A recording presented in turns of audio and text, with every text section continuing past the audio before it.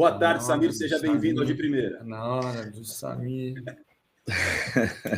Boa tarde, Razan, PVC, a quem nos acompanha no De Primeira. O Corinthians entra em campo nesta quinta-feira, né, Razan? Enfrenta o Atlético Mineiro às 19 horas, horário maravilhoso, né, para a nossa metrópole, né? Só que não.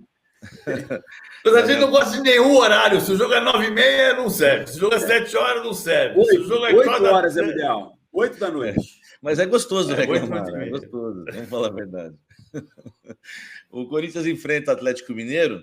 Daqui a pouco eu vou passar a escalação. Aliás, o técnico Mano Menezes, ele não divulgou a lista de relacionados desta vez, hein? Tá levando a sério. Eu tenho falado aqui com o Mano, realmente está preocupado aí com a posição, né, do Corinthians na tabela, está preocupado com o rebaixamento e fez questão aí de não divulgar os relacionados, mas eu já apurei aqui nos bastidores uma informação de um atleta que é dúvida que vai jogar.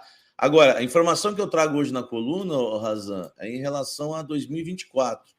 O técnico Mano Menezes, é claro que o Corinthians, isso está sendo conversado, o Corinthians vai precisar de reforços em todas as posições, Razan. Mas o que eu apurei é que o Mano quer priorizar o ataque. A ideia é que os primeiros reforços do Corinthians sejam atacantes e que não venha um só. O Corinthians precisa aí se reforçar bastante no setor de ataque. Alguns nomes estão pipocando, né? Não são nomes assim que eu divulguei aqui no UOL, enfim, nossos colegas, mas informação ontem, né, divulgada pelo programa Os Donos da Bola lá em Belo Horizonte, é que o Corinthians entrou na briga pelo Bruno Rodrigues. É claro que é difícil falar o Corinthians entrou na briga porque existe a eleição, né? A gente não sabe realmente quem vai vencer. Mas, segundo o Thiago Fernandes, o repórter, houve uma consulta que não foi recentemente, faz aí um mês ou 2 meses, quando a gente fez uma consulta em relação ao Bruno Rodrigues. Existe uma boa relação entre Corinthians e Cruzeiro por conta do Ronaldo. E também uma outra informação que pipocou foi do Pedro Henrique, que o Mano teria pedido esse jogador. Nenhum dos dois nomes o Corinthians confirma, tá? Nem nos bastidores. Quando eu vou tentar confirmar esse tipo de informação, eu recebo a mesma resposta. Enquanto o Corinthians não fizer 45 pontos, não dá para vazar nada. Então o Mano está conseguindo fazer essa blindagem. Esses 2 nomes aí foram os únicos que vazaram. Inclusive o Corinthians não confirma nos bastidores, mas o que eu consegui confirmar é que o ataque é uma posição que o Mano está olhando com muito carinho para reforçar o elenco do Corinthians em 2024. Repito, vai precisar reforçar todas as posições, laterais, volância, zagueiro, meia, atacante, mas a ideia é começar pelo ataque e com 2 ou 3 reforços para o setor, Razan. Gente, se eventualmente eu ficar em silêncio aqui ou fora da imagem, que minha internet está dando uma oscilada aqui, não sei se é por causa dos recentes apagões e problemas de luz que tivemos em São Paulo, então já aviso de antemão, porque está dando uma oscilada aqui na minha internet com a nossa programação final aqui do De Primeira.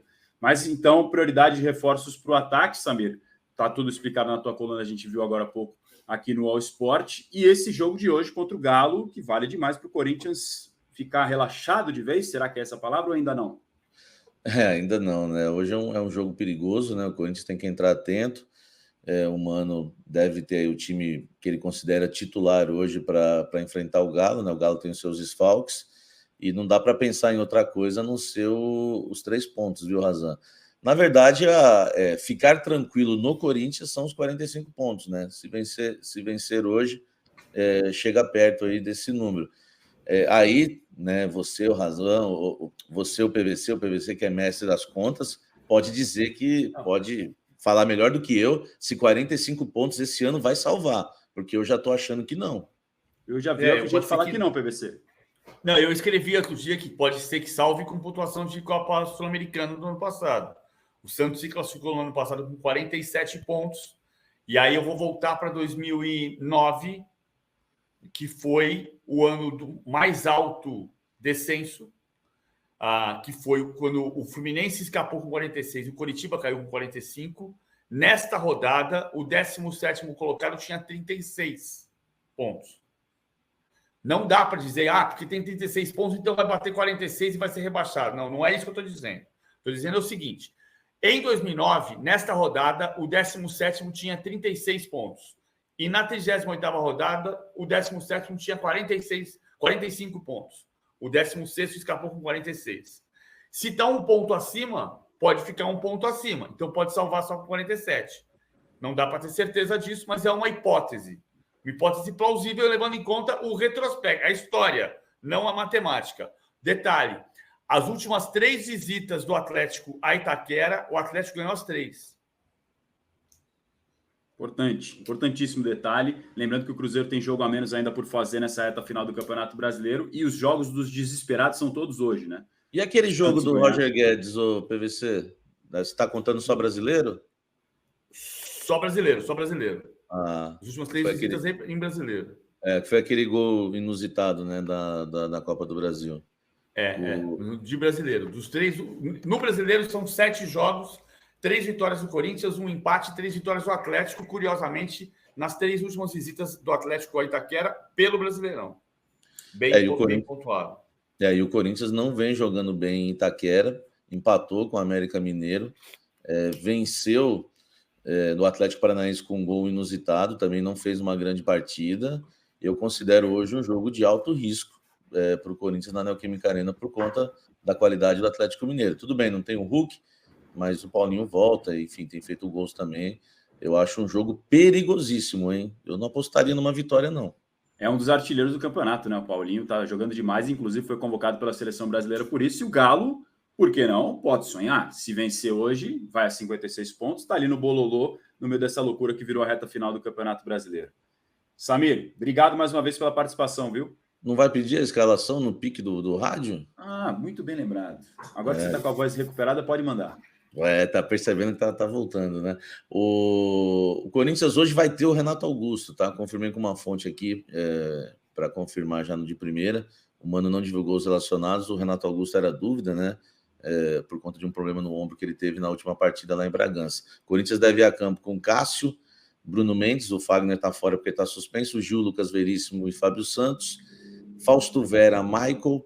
Na direita, Juliano, Renato Augusto, Romero e lá na frente o Yuri Alberto. É claro que não estou dando a escalação toda oficial, confirmando o Renato Augusto, mas acredito que seja esse o time do Corinthians para enfrentar o Atlético Mineiro, viu, Razan? E o Atlético não tem o Hulk, pode ter Everson, Saravia, Maurício Lemos, Jefferson e Arana, Otávio, Alan Franco, Zaratio, Paulinho, Rubens e Pavon na frente.